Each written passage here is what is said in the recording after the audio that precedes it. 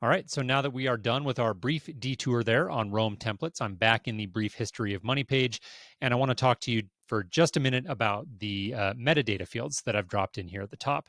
So, a quick note on metadata fields in general: there are a million different ways to do this, and there is no right or wrong answer. You can do a Google search for Rome metadata. You can go on any of the communities like Twitter or Reddit, and you'll find, you ask 10 different people how they handle metadata, and you're going to get 10 different answers. So, I want to point out that what I'm going to show you here is just one way to do it. It's the way that I've semi-standardized on, but even I can be sort of inconsistent. So I think the key point here that I want to make is don't get too hung up on what your metadata should be.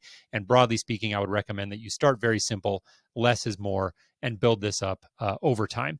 So page tags is one that I use throughout my graph. And this is just a general purpose tagging column that I use. So in this case, this particular article is about blockchain technology, so I'll go ahead and tag that.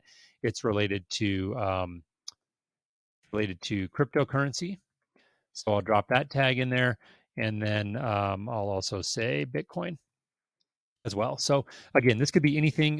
This is just a general purpose sort of tags for the page to help me categorize it and find it later. The author of this article, pretty self-explanatory. I'll jump over here and copy that right off of the page.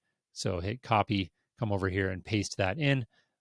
Looks like that actually grabbed the markdown. So let me just simplify that by just manually typing in here. So Seeb.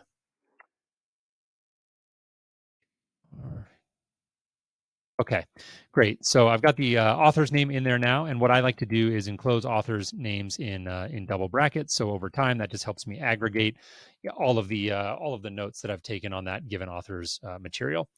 The full title, again, in this case, is A Brief History of Money, so I'll put that in there. The category in this case is an article. And so this category I use again for things like could be article, podcast, book, etc. And then the URL, again, pretty self-explanatory. I'll come over here, select that out of the address bar, and paste that in there for easier discovery later. So that's it for the metadata. Again, don't get too hung up on this. These are great starter metadata fields to work with.